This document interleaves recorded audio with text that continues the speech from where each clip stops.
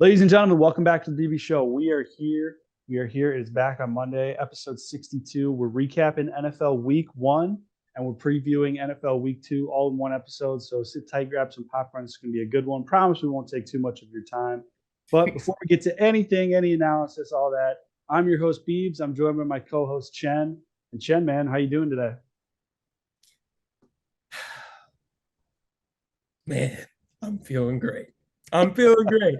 Just a lot of people say Packers, what are your thoughts on this year? What's going through the minds of Packers fans right now of Jordan Love? Can they do it again?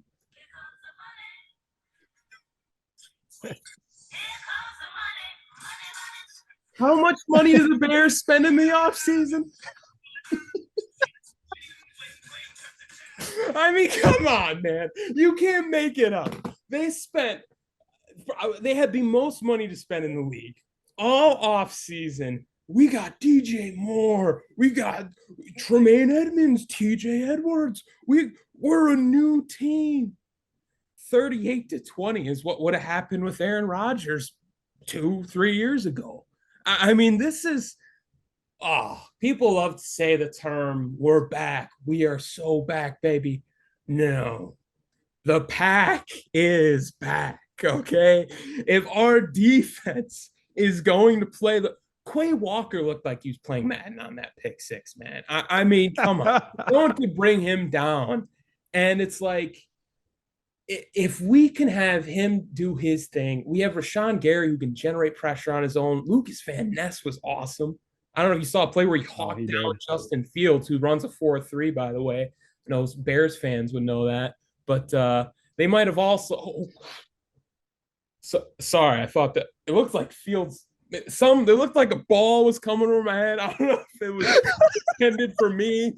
You can't really tell who it's intended for, to. for those on the podcast, he just jumped and swatted like there was a bug in his room.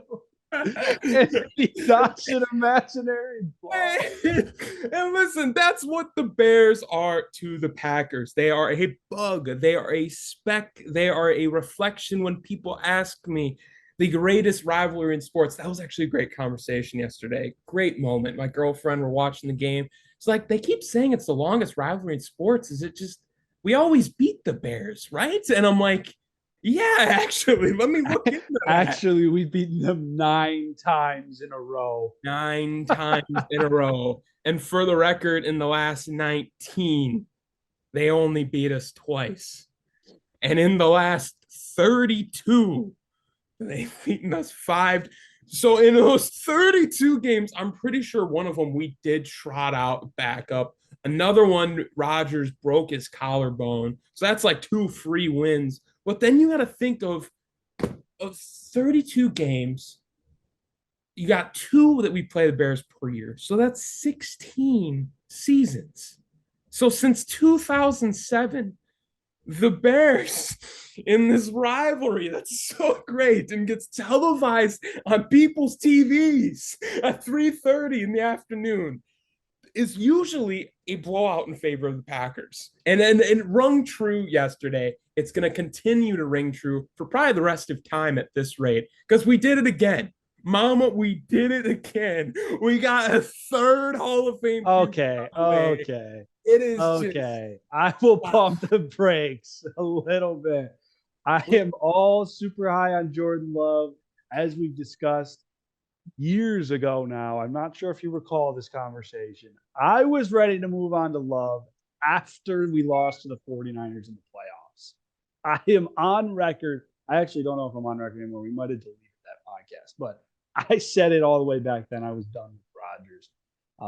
To build off your stats, since 2007, that was the last time the Chicago Bears swept the season series against the Packers. Was 2007. Not it's a tough rivalry. They're splitting a lot of those seasons, right? No, the Packers have swept them 10 times since 2007. 10 times we've swept this team. Just insanity. Insanity. And we can sit here. I mean, obviously, we're biased, and I'll be the first to admit it. We're biased Packers fans. But I actually want to dive in a little bit on this game because this was one of the more marquee matchups of the week. And a lot of people, there's a lot of eyes on this game because for some reason, man, a lot of national media got by Jordan Love and the Packers.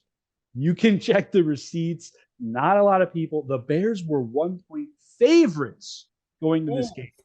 The Bears, who won 3 games last year, were 1-point favorites against a team that was 1 win away from the playoffs, who basically reloaded every position except one. So now I can understand why people were low on Jordan Love. I can understand why people were low on the Packers because they lost 4 or 5 time, I don't even remember anymore, time MVP and top 5 quarterback of all time, Aaron Rodgers. But I actually forget the Packers. They'll speak for themselves as the weeks go on.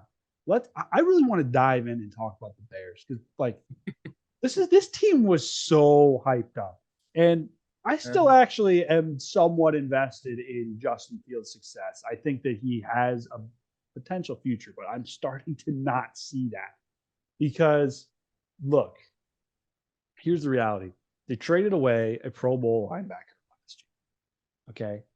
Via that trade and other trades, they basically got nothing in return. They got nothing. Okay. No. I forget the specifics, but here's my, and we can dive into this. Here's my biggest issue with the Bears. We looked at them last year and we said, what is their number one issue? Their defense is middle of the pack, maybe bottom tier, but they'll figure like that. You can put together a defense. And they still had some remaining pieces from that 2018 defense that are just way too old now to be to be even contending to be a top defenders in the league. But they still had Roquan Smith. They had some nice pieces on defense to build around. They had Justin Fields, who looked great, who looked really good towards the back half of last year. What did they need? They needed to go get weapons. So they're a great old GM, man. Just a real slick dealer, I guess. He decided that it was a great idea to trade a freaking first round pick basically for Chase Claypool. I don't even know if he was on the field yesterday. I don't even know if he was on the field. So that's just burned assets right there. I mean, remember the scene in The Dark Knight? This will just sum up the entire Bears. my take on the entire Bears front office. Remember the scene in The Dark Knight when Joker is with the mobsters and he has just a 20-foot high stack of cash and he just sets it on fire? That's how I feel about Ryan. Is it Ryan Pace is his name? Like it's not about the money. See, it's about the message. See, it's about the message. That's what the Bears front office says to the Bears fans, and they buy into the propaganda every year. We got DJ Moore. The message, DJ Moore. We got a weapon. We got Chase Claypool. The message. It doesn't matter when you throw the ball to DJ Moore 2 times, man. Like it doesn't matter. I don't even think it's Justin Fields' fault. That's the thing. It was a horrible freaking game plan. And not to mention they spent all this money on that defense and they got absolutely torched. I don't even think Love looked great and he did what he needed to do. They got torched in the run game, man. The Packers were running the ball at will, and you cannot win football games when you cannot stop the run. That is just base level, pee-wee level football. Go to some random high school anywhere in the country. You'll find in any state those teams that just run the wing tee and take their 5 yards a pop because they win a lot of games doing that because they control the clock and they win the games. So, look, I'll settle off my rants about the Bears front office, whatever. The reality is, dude, you're gonna go get DJ Moore. You're gonna trade the first overall pick for DJ Moore and other things. You got to give him the ball because that was the number one topic. I actually think that their backfield is solid. Khalil Herbert, I think, is a nice back. I think that Rashawn Johnson had a nice game. I think that Fields has potential. I know his stock is extremely low right now and nobody wants to touch it. I've seen Bears fans calling for Caleb Williams. It's just for a fan base that thought this guy was going to win the MVP on Saturday. Wow, if they turn their backs on him really quickly, which might be part of the problem with the franchise. I think that Fields has not a bright future, but he can be a starter in this league if he can get a freaking offensive coordinator that allows him more than a half second to throw the ball and allows them to actually, run a real system because it's wow.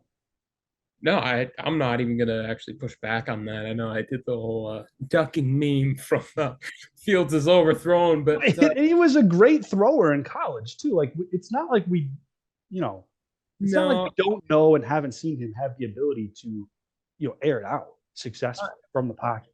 right. I'm actually pretty convinced that in today's day and age, most of the quarterbacks coming out have all the tools to succeed. In my personal opinion, they have all the physical tools. I mean, the last guy that was like not the like mobile kind of 6'3", 4 mold of quarterback that was picked high was Baker Mayfield in like 2018 is like the last guy I can think of. Everyone else since I think as long as they're putting this system to succeed, well, it should be all right. Because, like you mentioned, a lot of it was not Fields' fault. It was just odd to me. And like I said, it's a Bears problem, it's a franchise problem. You hear the boo birds out in like for their own team in the second or third quarter at home, and they're already turning on Fields. And it's Their like, expectations were just I didn't understand it the whole offseason. Bears fans' no. expectations were so high. And And as somebody of a fan of the Packers who's entering into a rebuild, yeah, hopefully we're hoping for a soft rebuild now that we've lost a top five quarterback of all time. We can rebuild, which it looks great today. But the mhm, whole offseason, my expectations were not Jordan Love's going to win the MVP. We're no, going to the Super Bowl. No, it was like, oh, no, yeah, I hope he looks good and maybe we make a playoff push. Like yeah, that's it. Like, realistic expectation. yeah, And I don't think the Bears fans really truly they must have checked out at some point last year or just lost in Justin Fields La La Land because they still have the same issues. Right? Like we knew this team could run the ball. I know that Fields can run for 100 yards. That's not new to me. I know Eberflus can do that. They still can't throw the ball, and you just got DJ Moore. Like you mentioned, they invested draft capital in Chase Claypool, who is just MIA. Like I don't know if it's on yeah. his end or the game planning. Probably a little bit of both, from what we can tell.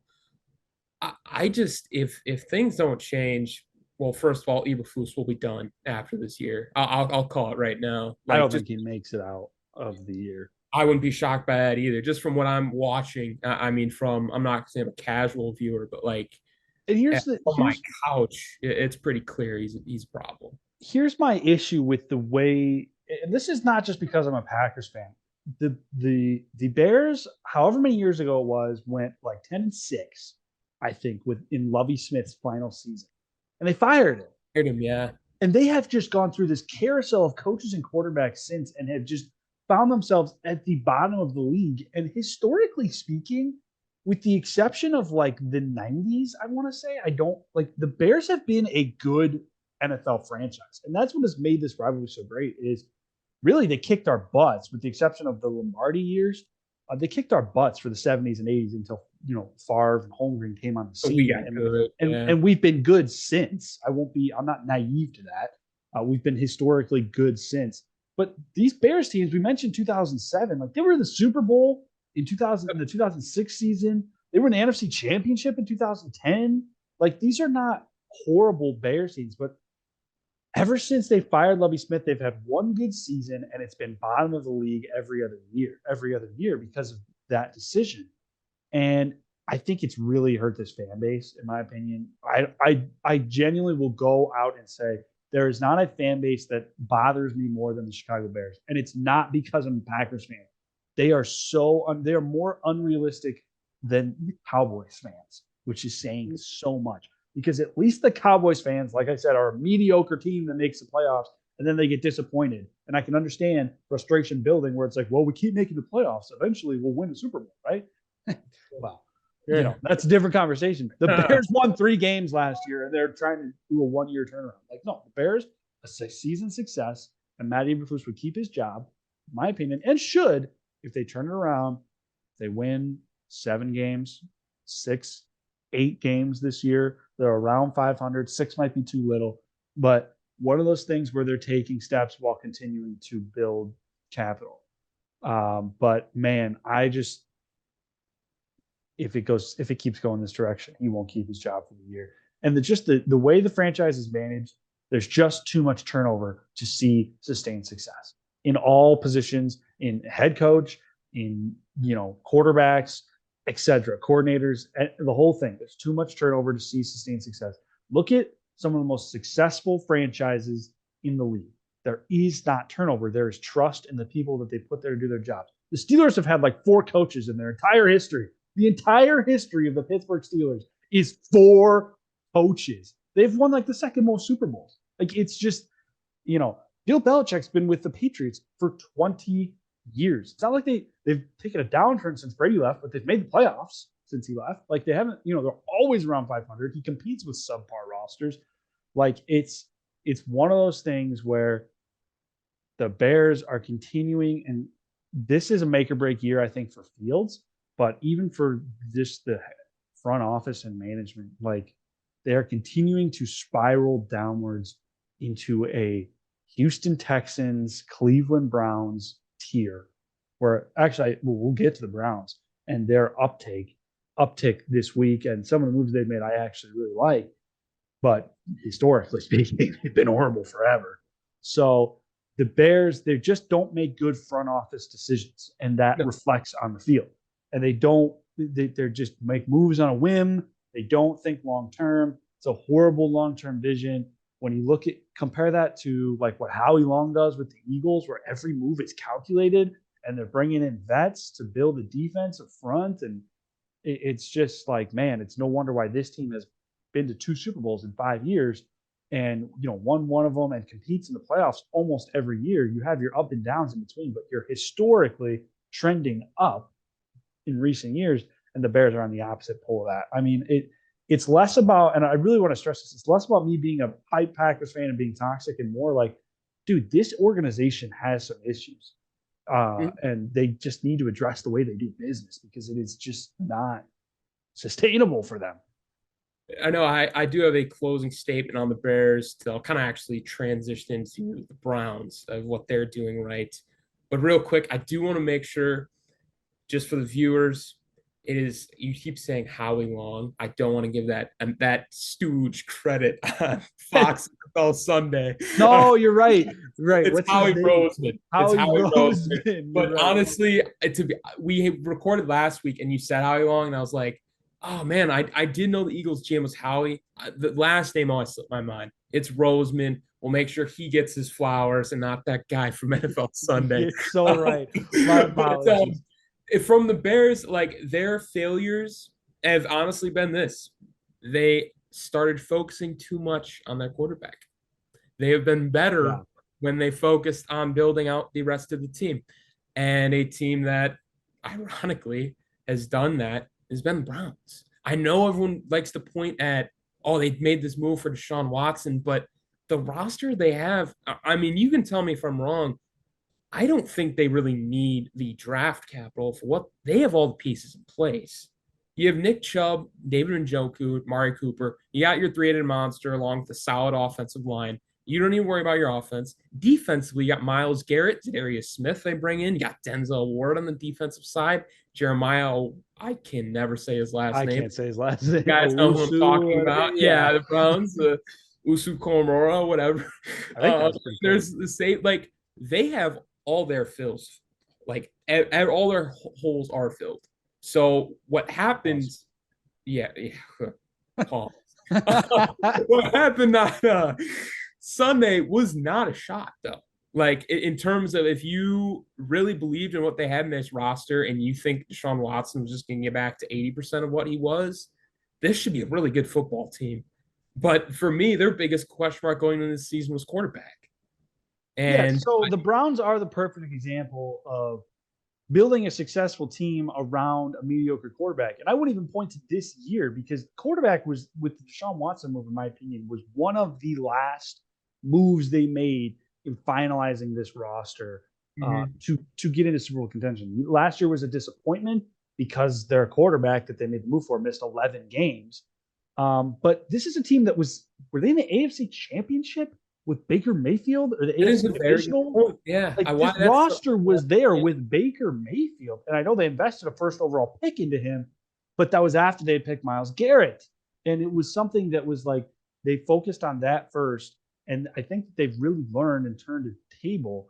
And you can even see this in the Bears' history. Their one good season this decade when they won 12 games and won the NFC North was the year they traded for Khalil Mack and built around young Mitch Trubisky. And their franchise just got too focused on their quarterback. I think they should have continued to give Trubisky his chance. Maybe extended him. He reached the end of his rookie deal. I don't know. It is what it is. I don't, like I said, the way they got Fields and stuff, I didn't hate the way, I actually liked the way they did that.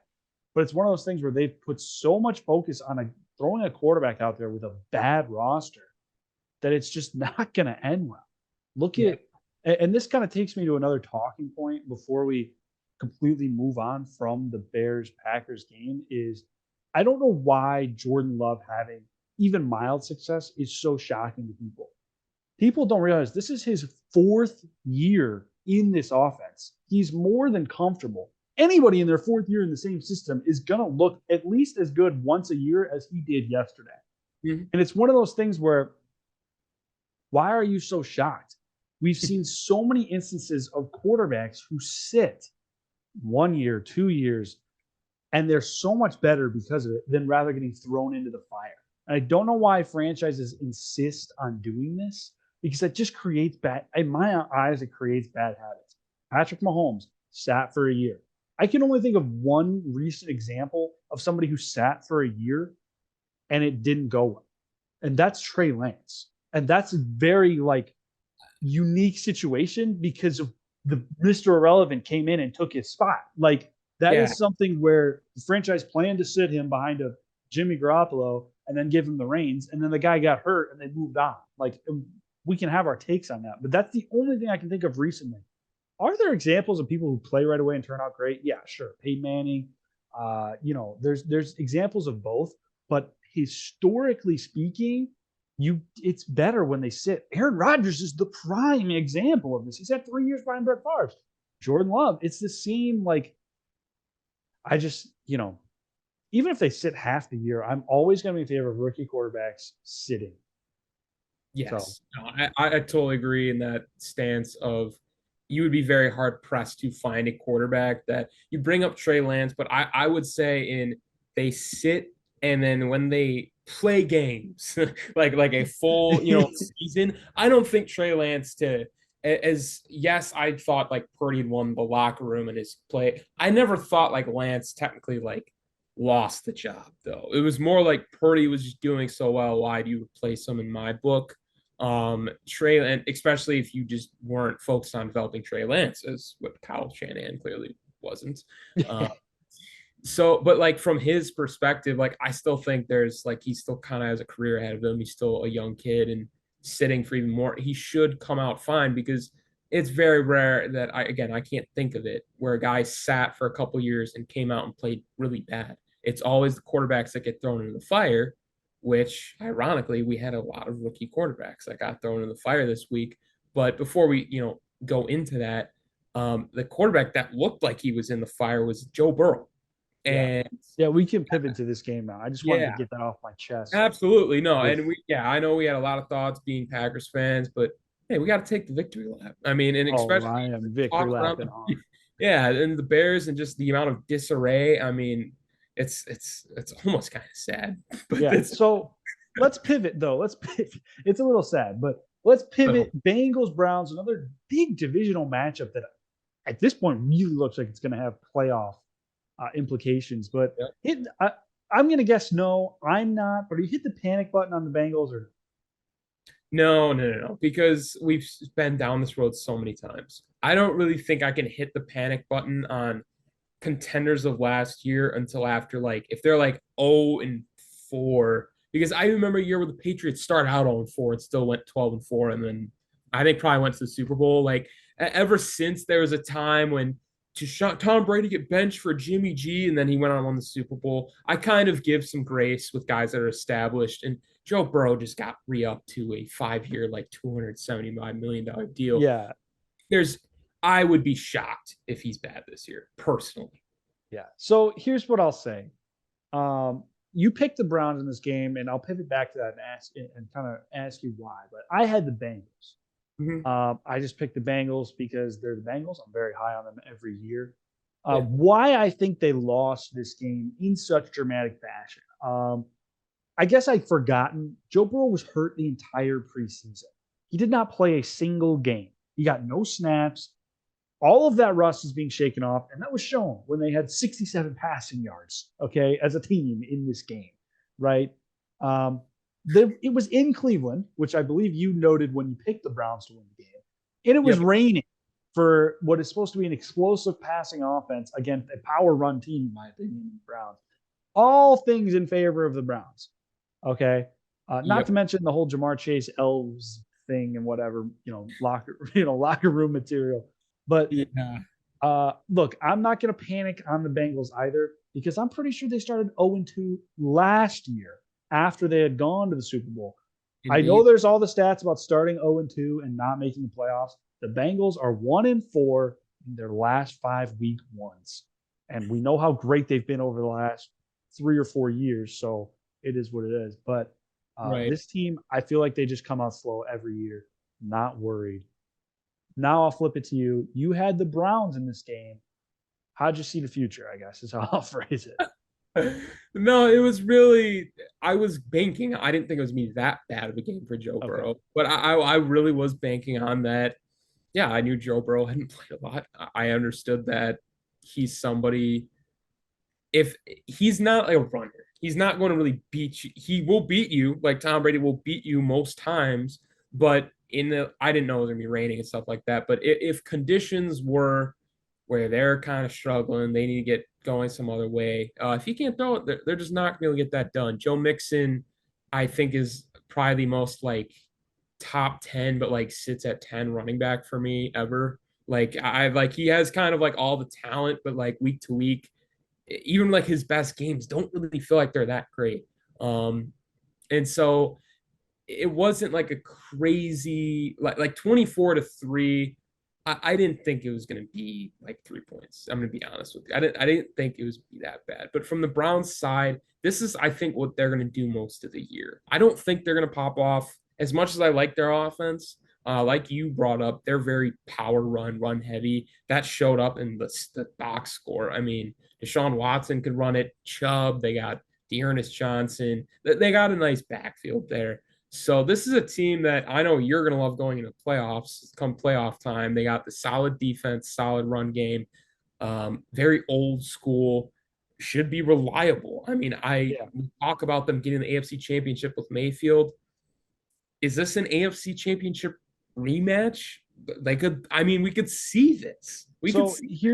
here's where I'm disappointed in myself Hmm. is we seeded these AFC playoffs like a week ago, and I left the Browns out because I was like, oh, the Bengals and Ravens are just that much better.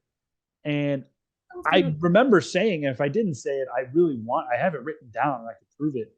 I love what the Browns did building up their defense this year and putting people around Miles Garrett to make it easier for him to succeed and not be triple teamed. Like, it's a Yeah. lame excuse that fans always use. Oh, Khalil Mack or Miles Garrett's getting triple teamed. That's why he can't do anything.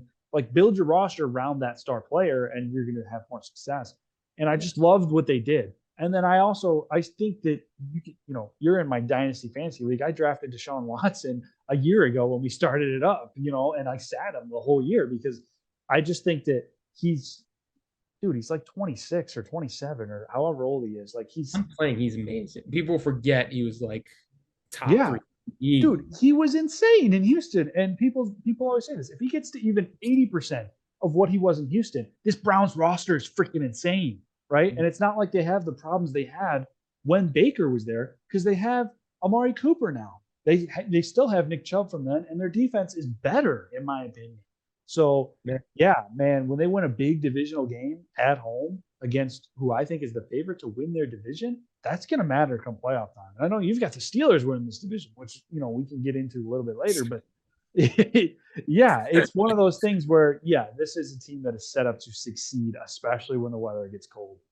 The question is going to become can the Browns defense hold up against a Bengals offense that is clicking on all cylinders? Because we saw nothing even remotely close to that.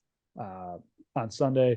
And this is a Bengals team that historically, just based off the trends of the last 2 years, is going to get to week 10 and be the best offense in the league all the way through January. Like they're going to get to that point where they're going to lose maybe a playoff game and one other game, and they're going to, be throwing for 350 every week because that's just Yeah. what they do. So it takes them a while to get warmed up, but this AFC North is getting really interesting. I think you got 4 teams that really all have a chance. But yeah, I definitely have to say that this could be a division that all 4 teams make it. But just my thing with Browns is like just it's the my like final just ball drop every time with the Browns is they're the Browns.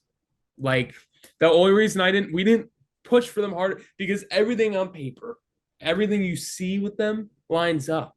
It's like, oh yeah, this is on Madden, that's going to the Super Bowl.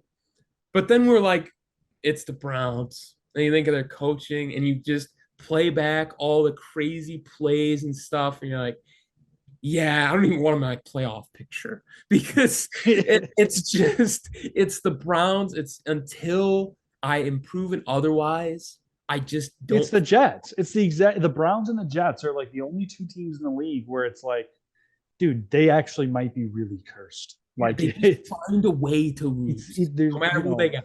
yeah, yeah. It's well said. All right, let's pivot. Let's talk a little bit about last night's game. Okay, this was something I did not see coming. Um, Mm-hmm, I mm-hmm. have the Giants winning the NFC East. That was my selection we made last week. I picked them last night, as did you. Um, we both picked the Giants last night. So, I think because I wanted them to probably win, but man, that's oh. look, here's my takeaway from Sunday Night Football. Cowboys get to win 42-0. I believe their defense scored 2 touchdowns, a block kick, and a pick six. One of those games where if you're the Giants, absolutely nothing went right, and absolutely everything went in not just wrong, in the worst possible way wrong it could have. You go back to the drawing board and you say, well, I'm glad we got that one out of the way because there's just no way that an NFL team can play that bad again and get that unlucky for the rest of the season. I mean, it was freakish things happening. Now, all credit to the Cowboys defense. They looked phenomenal. I think they sacked Daniel Jones. Let me pull this up. I think it was 7 times. I'm not 100%. Yeah, 7 sacks. Okay. This defense is legit. And my question to you is the takeaway from this game to be that high on the Cowboys or to just be low on the Giants? Where are you at? Mix of both. I would put the Giants in that category of the Lions of overperforming. And my issue with the Giants is I don't actually think they got as much better as people thought. And that reasoning is, well, I'm just going to just say it right now. I know it's a little early, but one of my week 1 losers was the Giants GM. I mean, that is, you just locked yourselves into Daniel Jones. I never felt good about that ever. I'm sorry. At a certain point, I know you didn't feel like you were in the high enough spot to go get a guy. The free agency class wasn't great. It's not worth sacrificing the rest of your roster because now they can't really do anything cap wise. Yeah, I like that you went and got Darren Waller, but you got him for Daniel Jones. You didn't get him for a guy who's going to be able to utilize him to the best of his ability, as we just saw last night. So I just have my concerns. I understand because of how good they play defensively. I really love their DC, Wake Martindale. Having the run game, like it's that combo. Defense, strong run game. You can find ways to win in this league, but they're on that side of the fence where they're just not explosive enough to me. I don't think they're going to get very far. They might sneak into the playoffs again, but the Cowboys have like the roster. They have the roster that should go theoretically really far. I mean that defense looked insane. The offense shouldn't have to perform crazy, but they have the pieces to play solid. But I'd like to hear your thoughts because I know you're high on the Giants and you might be seeing some things I'm not. So, Um, look, I actually agree with all your takes. I am still unfazed on my Giants division winner pick. Maybe a little phased on my unfazed is very, yeah. maybe a little phased on my Giants losing the Super Bowl to the Bengals pick. But look, Oh, it's a long holy God. season.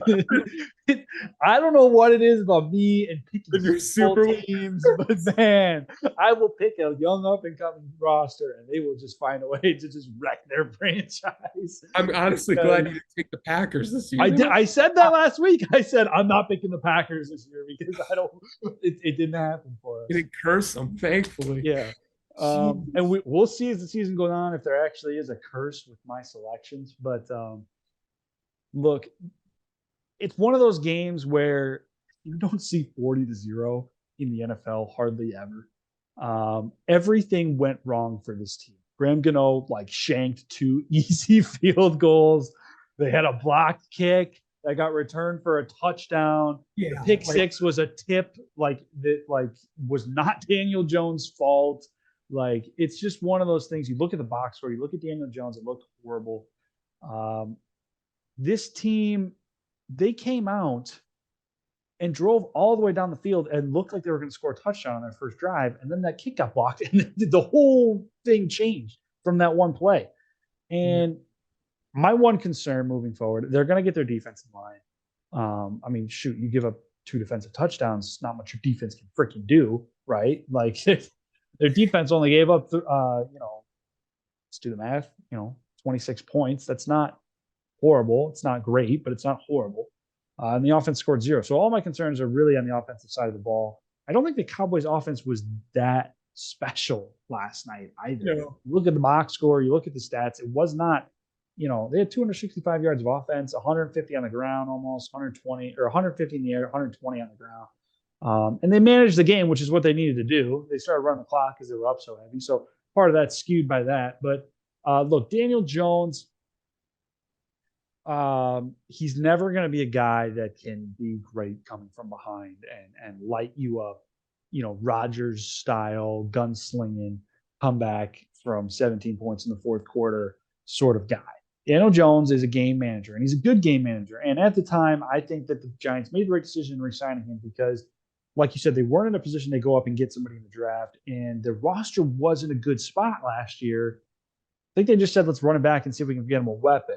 We'll see how they use Darren Waller throughout the year, continue to use Saquon, but it's week one. And the reason I picked the Giants to do so well this year is because this is what the Giants do. It's this Eli Manning legacy of just like hanging around, being a wild card team.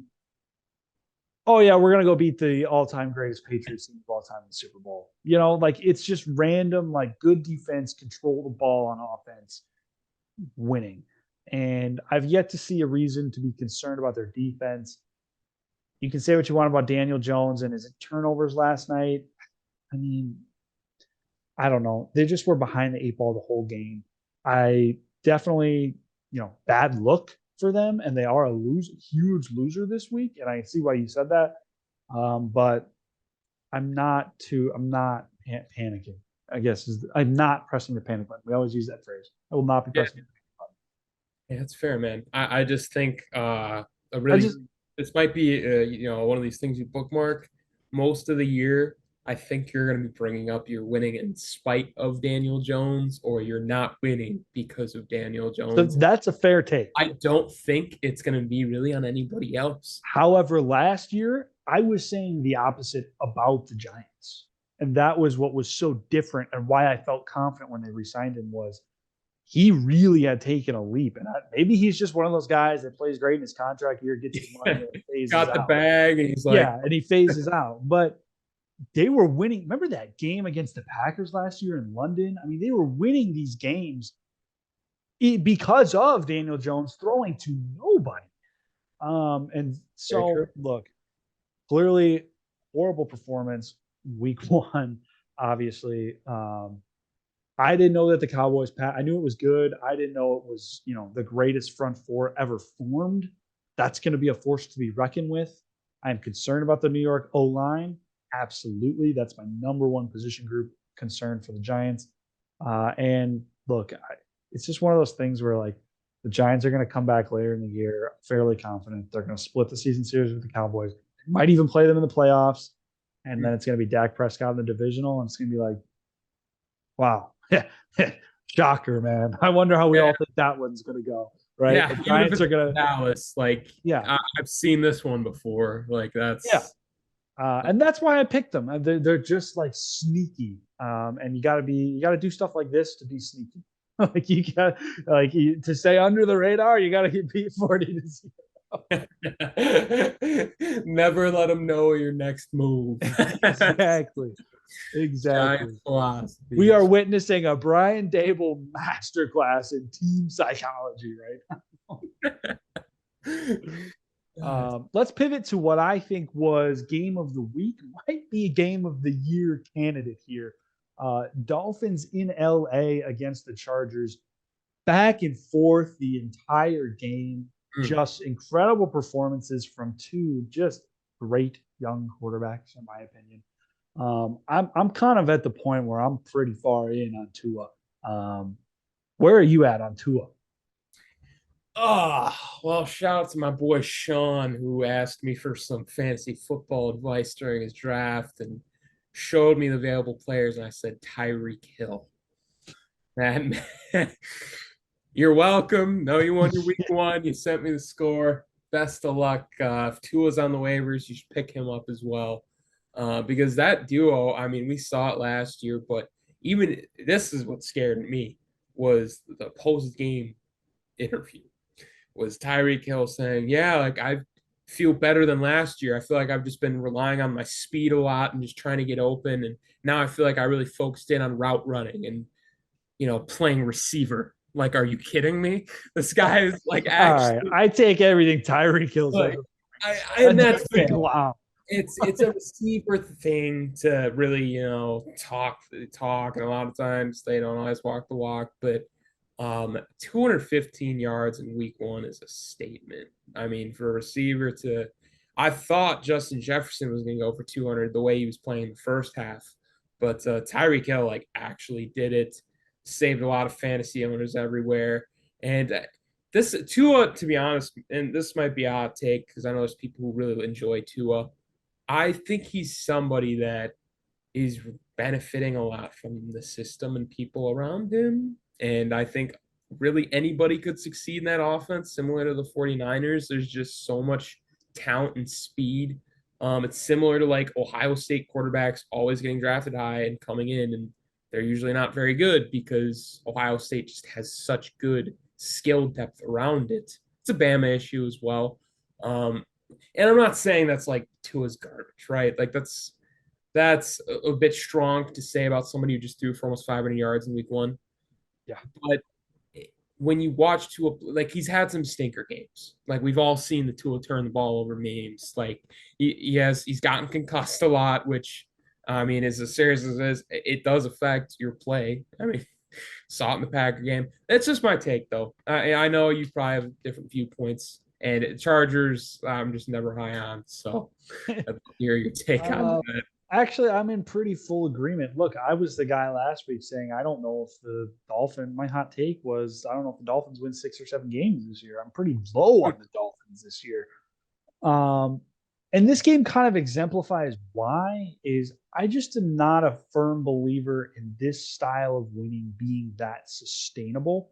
No, Sure, shootout. it'll always be sustainable in Miami where the weather's perfect, but for long-term success, you've got to be able to get more than 10 carries for 37 yards out of Raheem Mostert. And Mm. that's sure that's my football philosophy. And this was a shootout, and that was the script of the game. I'm not an idiot. I understand all that. But my main concern with the Dolphins is the same as it was last week. They gave up 34 points and a lot of offense to the Chargers, and they won because they got the ball last, essentially, right? And that's just not always going to be super sustainable. Now, throwing for 460 yards is going to win you a lot of games. I was actually higher on the Chargers defense than what they performed yesterday, but I just don't foresee that being uber sustainable throughout the course of an entire season, especially when they play in a division that has Bill Belichick, the greatest defensive mind literally ever. And then the Bills defense, which is solid, and the Jets defense, which is top. I mean, you have three top 10, top seven defenses in your division, man. Yeah. All paired with really good offenses. I'm still low on the Dolphins this year. Now, to move on to the Chargers, I still think, I'm not throwing them out. I have them as my 7th seed, I believe. I'm not throwing that take. I'm not, I'll hold that take. But this is just classic Brandon Staley Chargers, man. And Justin Herbert catches all the flack for finding ways to lose games by a field goal or less, or choking in the playoffs or whatever. And partially deserved in some cases, more than partially deserved in others.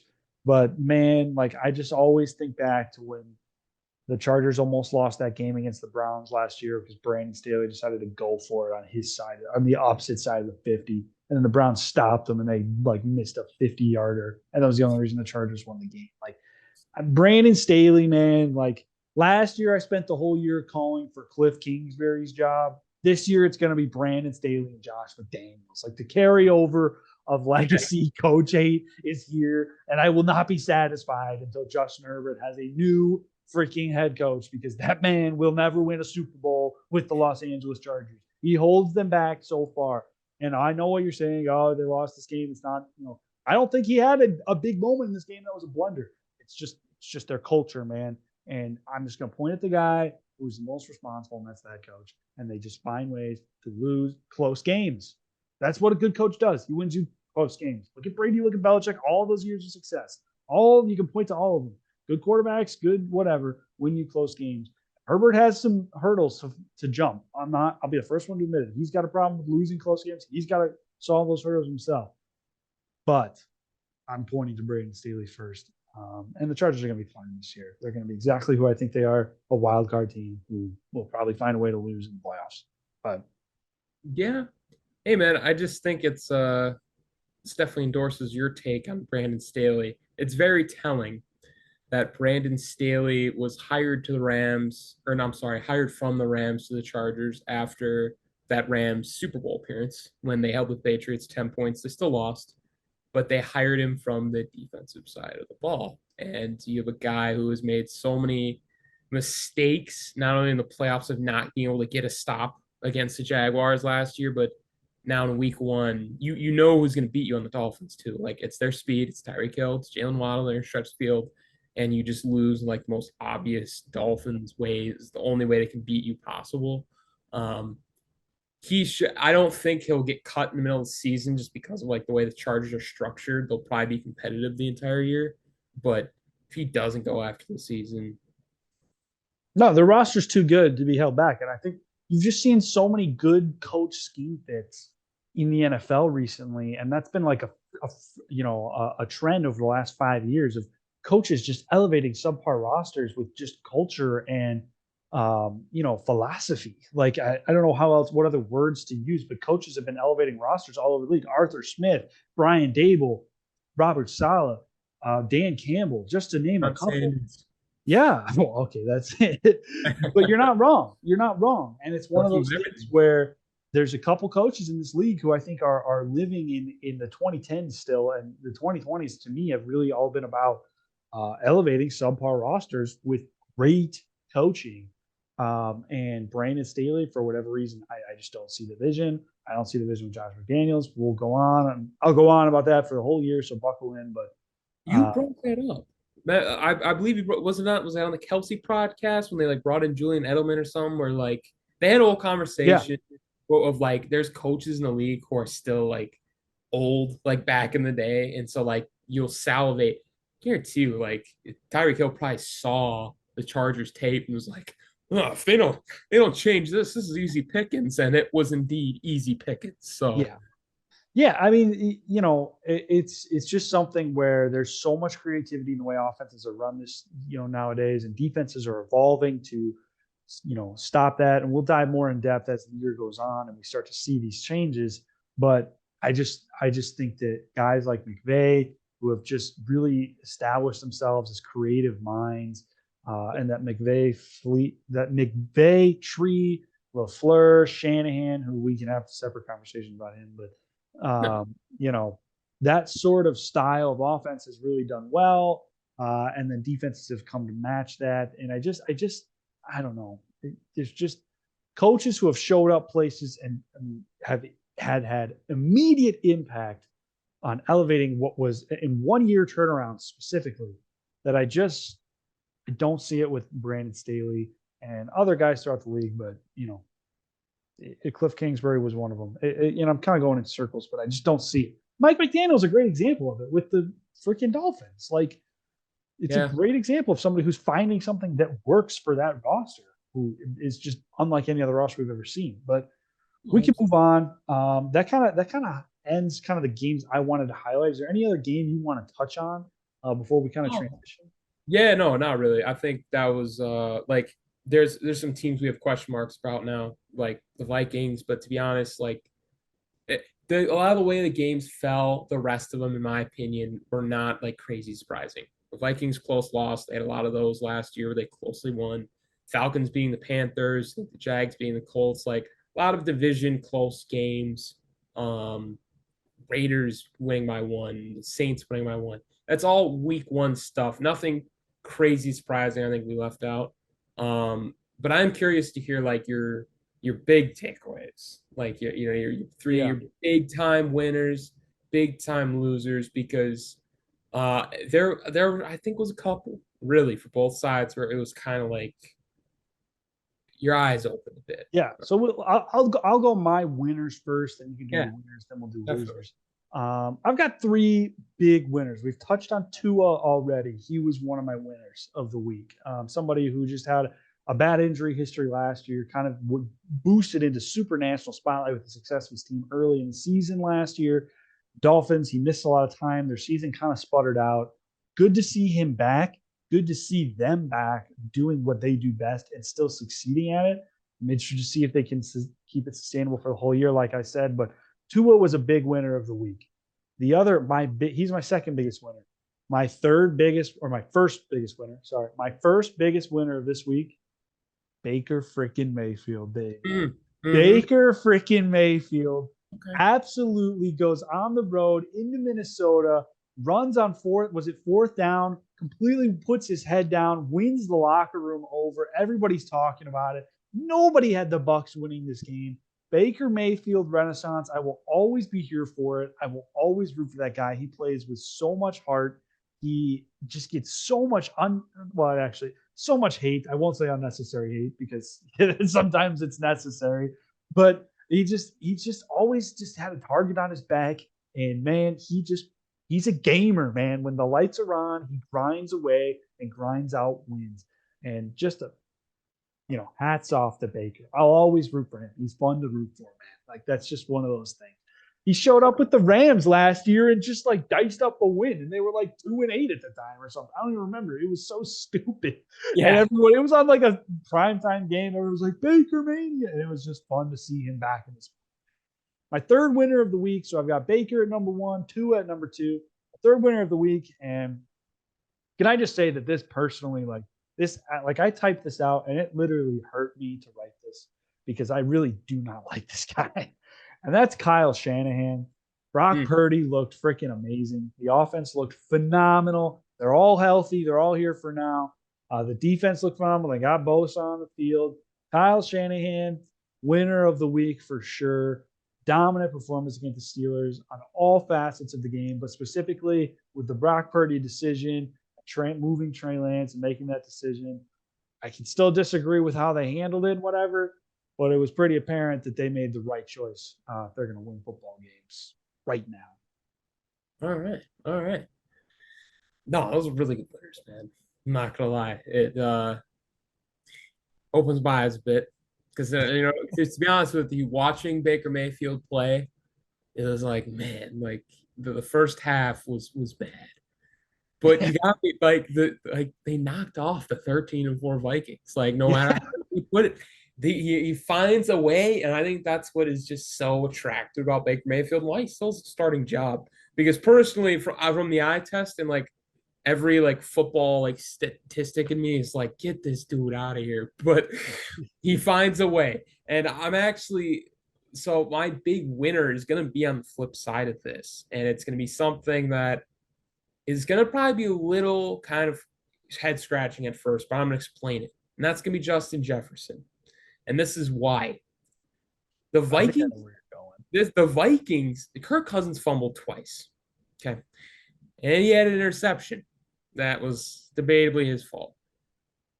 But like they could have put up a lot more points. And in that first half, as I think I mentioned earlier, Justin Jefferson had already been at 100 yards. If things just went the way, like Kirk wasn't dropping the ball, and they have a rookie in Jordan Addison, who I just mentioned as a rookie, is his first game. It was already creating problems. That goal of 2,000 yards for Justin Jefferson, I think, is attainable because I didn't bring in TJ Hawkinson in the picture. This Vikings offense definitely took a step up as a team. If they're going to take a leap, I don't really know. I think defensively there might be some question marks. They weren't terrible by any means yesterday, That is but what I did not foresee. I picked the Vikings to win the North this year. I really was their defense. I probably should have spent some more time looking at it on paper, but I was pretty disappointed they're in in the the Dolphins defense. category, And man. I was really disappointed. And you actually mentioned this last week in their offensive line. I was really disappointed. I didn't think they were that bad that last year, and they did not look great Yeah, yesterday. yeah. Kirk got hit a little bit, and like I said, there's holes, but those holes are not at receiver and really in the passing game. It's the one thing they can always rely on. And it just seemed like anytime they needed a big play, they would try and get it to Justin Jefferson. So yeah, for his sake and fantasy owners, I think are huge winners. My second big like winner of the week has got to be Arthur Smith. And it's another one where if you really look into it, bro barely utilized Kyle Pitts, Drake London, and like Bijan got a touchdown, yes, but none of those guys had like career days, and they still won very comfortably. I think he has a lot at his disposal that he isn't even unlocked yet, and so for them to already get up in a division that's going to be very weak, it seems like the Falcons, like the runway is clear for them to get the division, barring some crazy, unforeseen thing. And my final, it's a little biased, but I gotta keep doubling down, man. I picked Aaron Jones for Offensive Player of the That Year. was a great freaking pick. Yeah, so far, I mean, over 120 total yards, 2 touchdowns in the first week. Looking good, man. I was very impressed by the performance he had. He looked fresh, which goes a long way for an Offensive Player of the Year candidate. Solid list. Let's switch into some big week one losers. I'll let you go first this time. I've got a couple that we've kind of already touched on, so go ahead. Sure, yeah. And I already mentioned the Giants GM, Yeah. major loser. Sean Payton's next because Wow. listen, we picked his team based on the fact of well, both these teams are kind of garbage, but one is a far better coach. I mean, week one that should be a no brainer. Dude, they And lost by one. Like what is to Josh McDaniels? This is the guy who lost to Jeff Saturday, and so like lost to Jeff Saturday. that was the only Colts win. So like with Jeff Saturday, it was his only win in his tenure. So like I have to I got to raise the red flag at least. I mean, they don't look like this. They have a 17-16 score is a classic Broncos score. That is not what Sean Payton was brought in to do. So if that's how it's going to be this year, Broncos country, you're going to want to ride away from the country. All right. Like oh, and I guess I do have one more loser I have to knock out. It's not going to be as gravely bad as like Sean Payton and good old buddy there, GM. I don't know. I think it might be John Mara or something, but I'm actually going to say Anthony Richardson. And As a because loser. as a loser in the sense that it looks like he might get run into the ground. Well, there's I that. think he played well, but it might have been too well to the point where they might start looking at him like a Jalen Hurts already. And well, if he gets used in Shane Steichen's offense like Jalen Hurts is, they don't have the adequate personnel to protect him. The Eagles, if you saw, they got the push play with the QB sneak. They have Kelsey, Lane Got Johnson. the They have best O line in football. exactly. You don't have that with the Colts. You actually Quentin Nelson, his PFF grade was alarming last year. Like he was a guy who used to be like a lock for me. That Colts line all of a sudden is kind of shaky again. Um, that's going to be a concern if Anthony Richardson's running for his life. Being a bigger guy, I'm going to be really upset if he gets a huge injury and we don't get to see this. I mean, this dude could be a better Cam Newton, and Cam Newton's fun. He's a lot of fun. I actually thought, and we'll move into rookie quarterbacks after this, but I actually thought Richardson played really well. He just needs to learn to slide. Like Yeah, that's not his. That is, I mean, a loser in his situation for the year. I thought when I checked stat line how he played, I was like, dang, like he's playing well, but he might. It reminded me of Andrew Luck. I'm just gonna be honest. Like we've seen this story before, and I just hope it doesn't go that way. Yeah, yeah. Okay, so my losers, I've got three. My biggest loser of the week was the New York Giants, just organization in general. We kind of touched on that already. Yeah. The second one we already touched on, but I kind of want to narrow in a little bit more. My second biggest loser of the week is DJ Moore. Yeah. He went from a situation where he was getting the ball a lot and he was a significant part of a bad offense, was supposed to be a huge part of an improving better offense with a young and up and coming quarterback.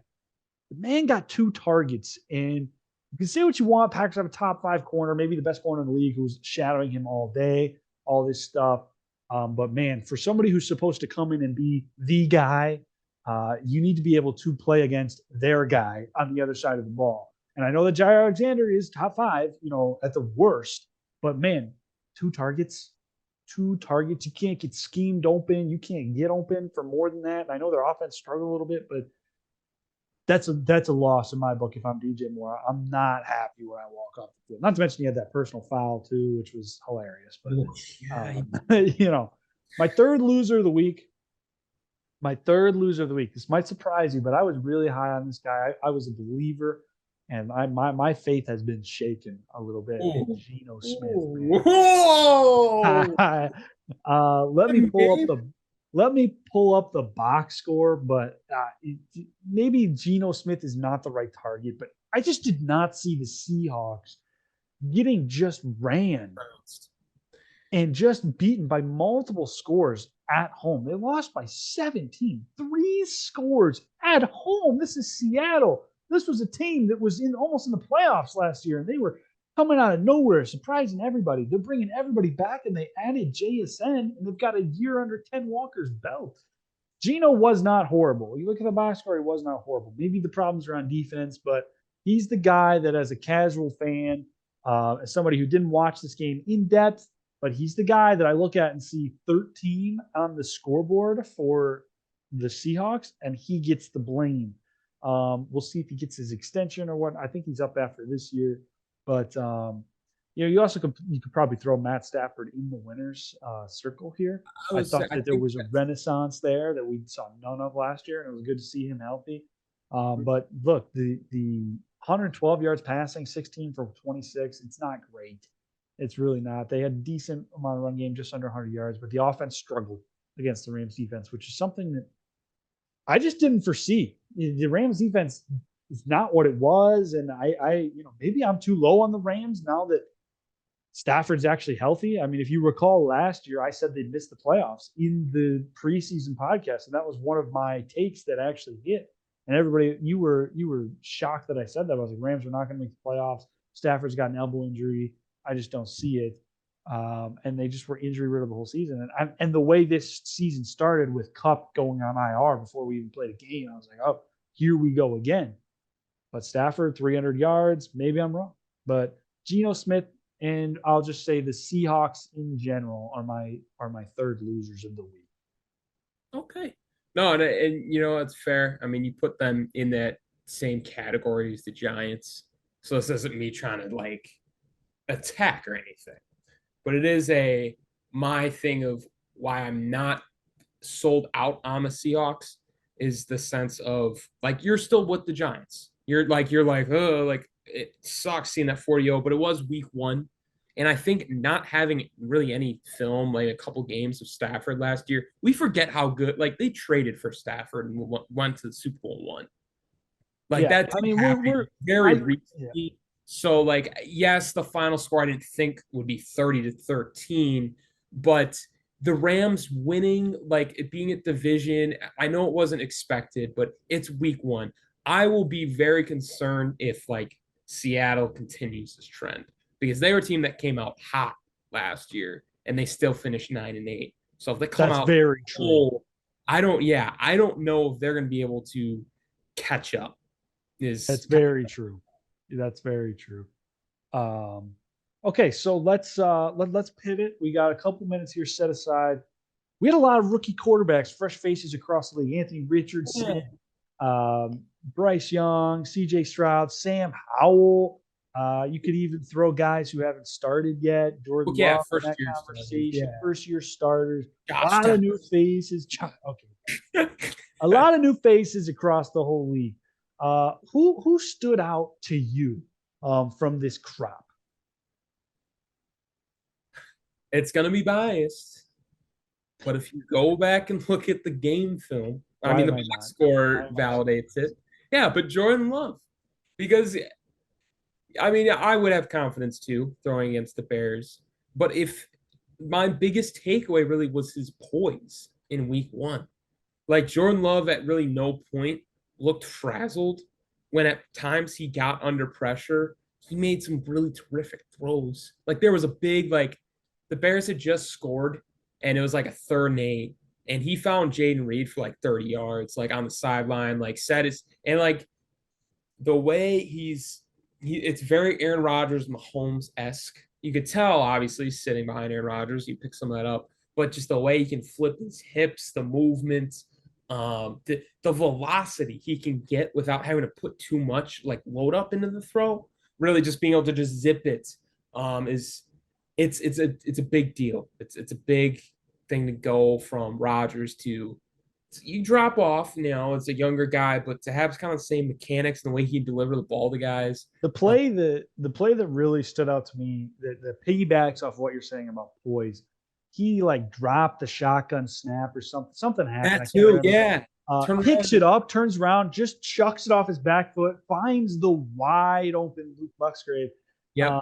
and that's poise. That's exactly. Didn't panic. He could have thrown it away if he wanted to, done the right thing, found the wide open guy in the broken coverage. Yep. Very poise is the right word. He looked very calm and comfortable back there. Absolutely. He's definitely the biggest winner, in my opinion, of first year starting quarterbacks. My pick, I went away from Love. I felt like he was the obvious pick because he just lit it up. He's the only guy to throw 3 touchdowns this day. I Yeah. tried to stay. I went with a rookie. The guy who impressed me was the only guy who got a win. The only rookie, unless I'm wrong, the only guy who got a win, Sam Howell. I felt like he looked really solid. Uh, Yeah. Threw an interception, 200 yards, but he was making plays on his feet. I know he's playing. I know he's playing the Cardinals, and the Cardinals are openly tanking.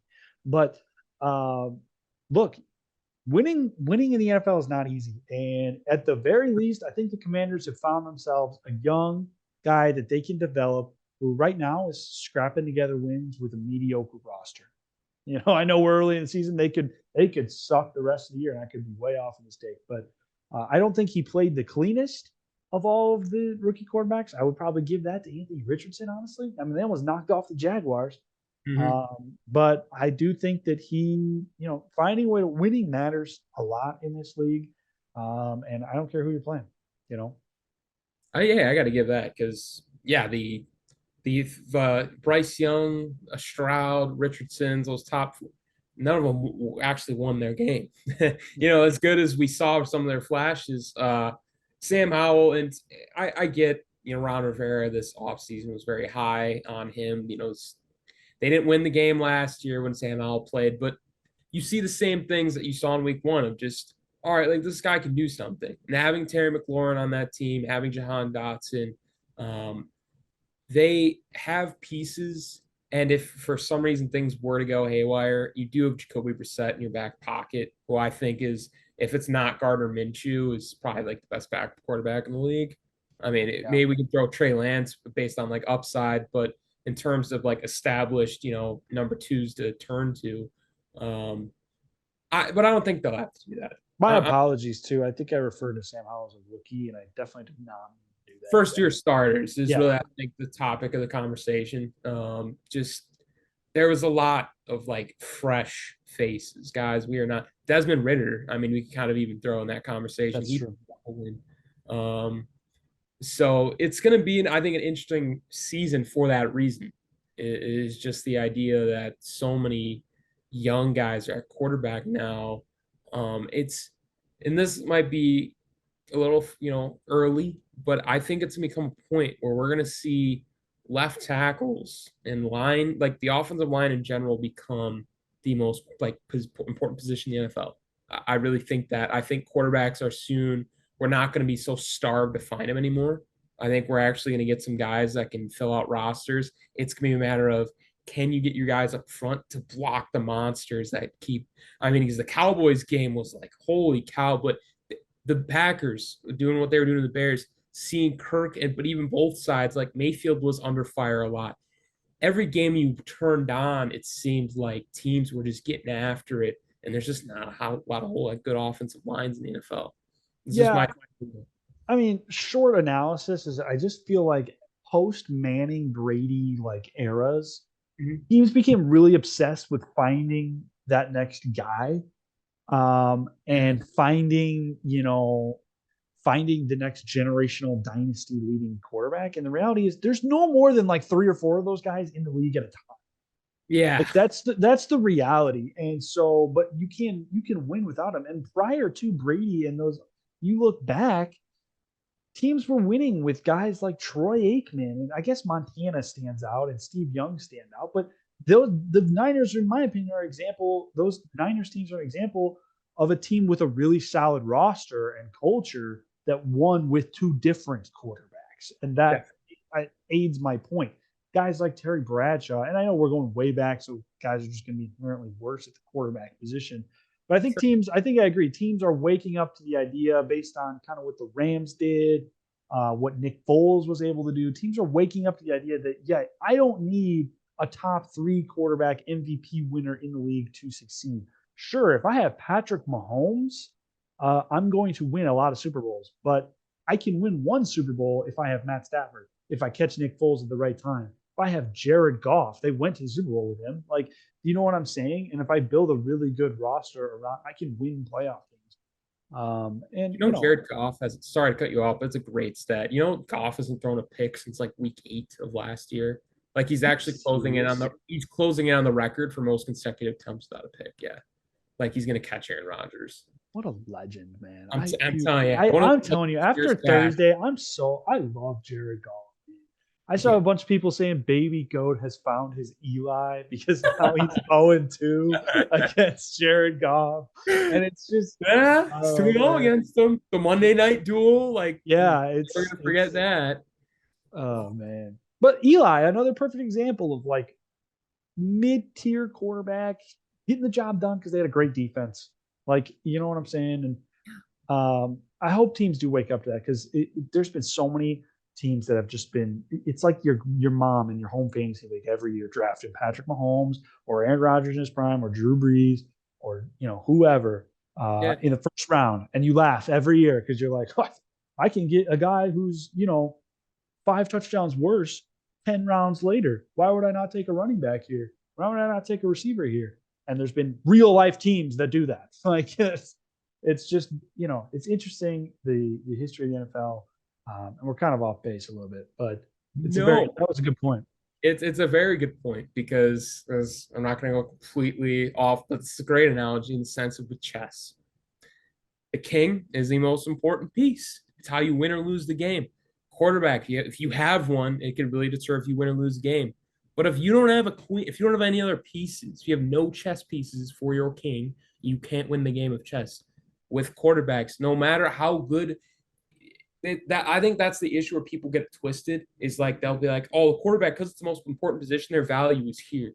And I would have to disagree where it's like they're the most important position, but then your left tackle's value is right here. And then right next to that is your top receiver and your defense. Like in terms of team construction, just having a good quarterback isn't going to cut it. As much as Yeah. people are to look at the Chiefs and say that, we saw it on Thursday with their defense. Like not having Chris Jones matters, not having Travis Kelce matters. It's not just the Mahomes show. Yeah. Yeah. All right, we can finish to our last segment here. A couple minutes left, but every week we pick every single game. This week we have not. We're recording this before the Monday night game. We both have the Bills tonight. We're both 8-7 in our selections going in. So of course we're gonna tie again. Last year, we picked the entire season. We were separated by one game. Quick recap of week one. Lions Chiefs. I had Lions. You had the Chiefs. That's a win. I had the Bengals winning. You had the Browns. That was you. We both had the Ravens winning. We both had the Vikings who lost. You picked the Falcons. I picked the Panthers. We both had the Commanders and Jaguars. I picked the Niners. You picked the Steelers. I picked the Saints. You picked the Titans. We both had the Broncos losing. We both had the Eagles winning. We both had the Seahawks losing. Sorry, when I say Broncos and Seahawks, we both picked them and they lost. You had the Dolphins beating the Chargers. We both had the Packers winning. I picked the Chargers and lost. We both missed on the Giants. We both have the Bills on Monday Night Football. That takes us to week two. We're both 8-7. Could be 8-8 or 9-7, going depending on how tonight goes. Takes us to week two, Thursday Night Football. Vikings going into Philadelphia. Fly Eagles fly. That's for those on the podcast. He's doing the wings motion. We're both taking the Eagles. I mean, there's so many factors on why I won't take the Vikings. So many. Let alone the fact that it's a primetime game. But yeah, if happened last year, yeah, their history recently against the Eagles has been atrocious. Yeah. I mean, the Eagles roster is structured perfectly to win this game by 4 scores. That's somewhat of a hot take, but all right. Another huge game, and I didn't even realize this is a game I'm excited to see on Sunday. Ravens going into Cincinnati. Who do you got? This is going to be a hot one, but it's the Ravens. That's not a hot take.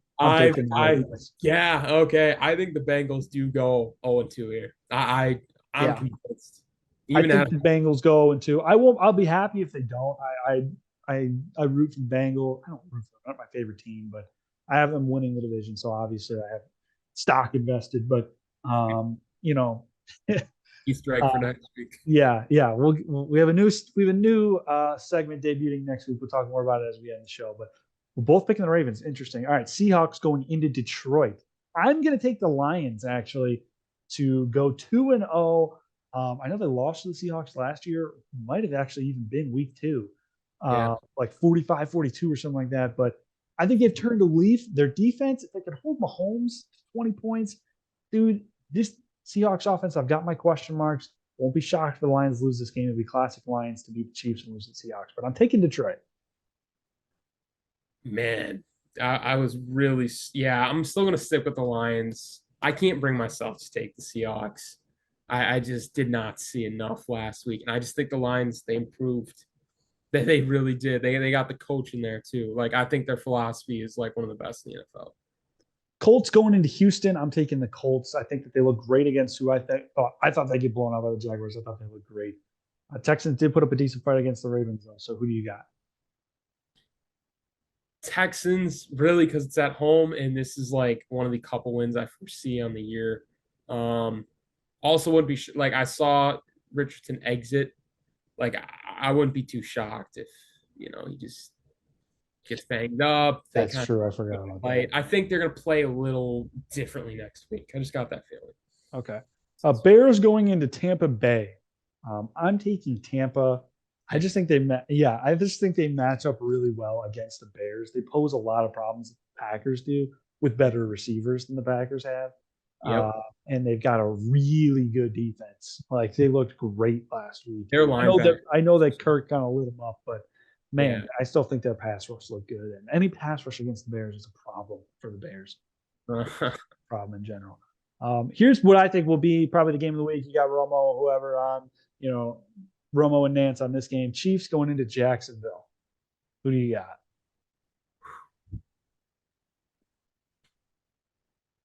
This is a tough one. I'll go Kansas City. I just don't see him going down 0-2, but also wouldn't shock me if they did, especially if Kelsey isn't play. But I'm gonna roll with the Chiefs. Don't like that they're going into Jacksonville, man. I'm going with Jacksonville, man. I knew he would. I Yeah. man, I believe this is T-Law's chance, man. This is a Yeah. big game. Punch, hit them while they're down. I don't have much analysis to add to it other than it's at home. They're full strength and no Chris Jones, man. That is such a big factor that people are starting to talk about. I think it's going to get really talked about when the Chiefs start 0-2. Yeah. Packers at Falcons. I don't even need to ask you who you're taking.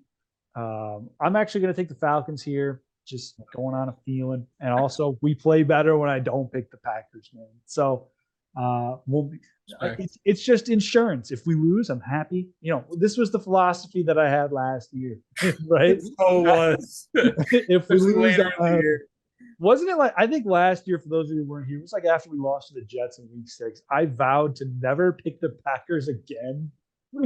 I did not until Week 1 of this year. I broke my promise. But it's not the vow is not back. But we'll be taking the Falcons. Bills at Raiders. I'm taking Buffalo or Raiders at Bills actually. But Yeah, definitely taking the Bills here. Chargers at Titans. I'm taking the Chargers. They looked good last week. And the Titans offense is just I think the Chargers defense matches up better against the Titans offense than does the Dolphins. Agreed. And actually, I think Tannehill is going to get benched pretty shortly here. If anything from what I saw last week reigns true, they need to take a look at Malik Willis. I don't think they should look at Levis this year, in my opinion. I agree with that. But 49ers going into LA to play the Rams. I'm taking the Niners. I just can't pick against a team that just looked that dominant last week. Yeah. Yeah. Man, I'm going to have to take the Niners too. I want to pick against at some point, but. Yeah. Giants going into Arizona. This is where I think this is part of why I felt like, I think this is a big bounce back game for them. They've got an easy opponent. I think they're going to come out and turn it around and build some momentum off this. Yeah, if Giants don't win this, I'm probably not picking them the rest of the year. I'm gonna be honest. That's fair. All right, here's another. This is probably the afternoon window game of the week. Jets going into Dallas. Jets. Wow, we're on the same page.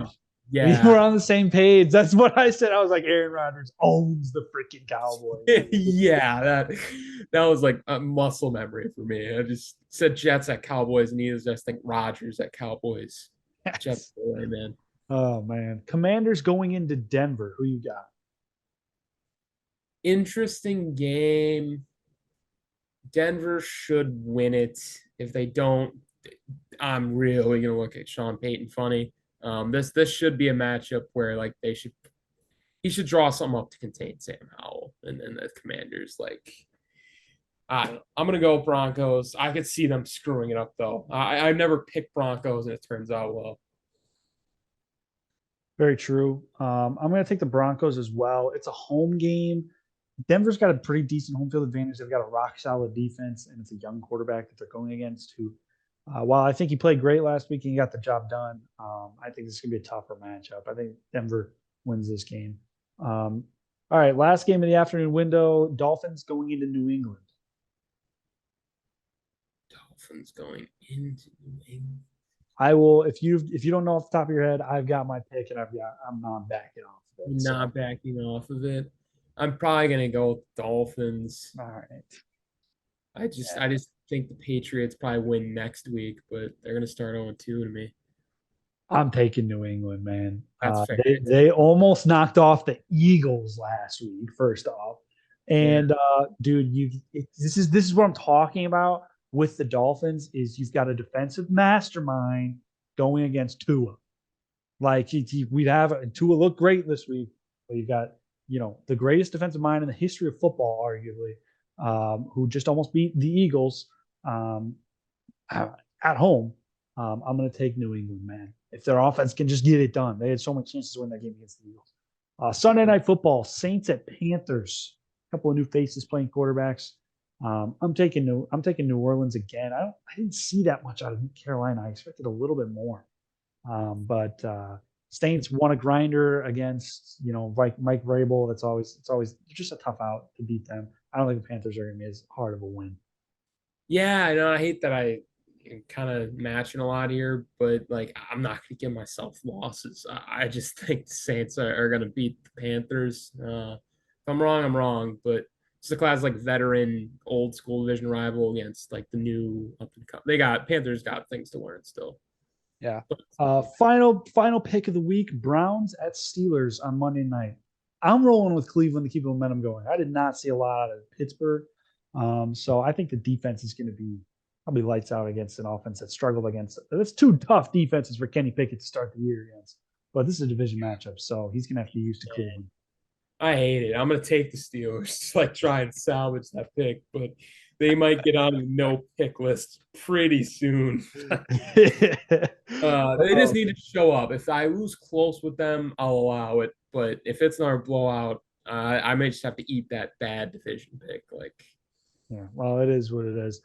All right, so many of you might be asking about this new segment that we're going to debut next week. We're ironing out the details. We're very excited about it. We think it's going to be a staple of the show. With that in mind, last week we did pick a Fantasy Frenzy team. We actually will be scrapping Fantasy Frenzy moving forward. So sorry to those of you that loved it. We think that this is going to be better. We think this is going to be a better option, and we'll describe it next week. So we won't be doing Fantasy Frenzy this week. We think this will be better for when we have guests on. We'll have guests on next week, hopefully, as soon as possible. The scheduling conflict this week, it'll work out. But we're very excited about the new segment next week. With that being said, thank you guys for listening. Be sure to check us out on TikTok and Twitter. Subscribe to our YouTube and tell your friends about the podcast. If you have anything, DM us, let us know. Any suggestions, any hot takes, let us know. With that being said, excited for the Monday Night Football game tonight with the Bills and the Jets. We'll recap that if we need to next week. But any closing thoughts? No, just excited for tonight. We'll see how Rodgers does in some new green. Yeah, that's well said. That's well said. So thanks for listening, guys, and catch you next week. Take care.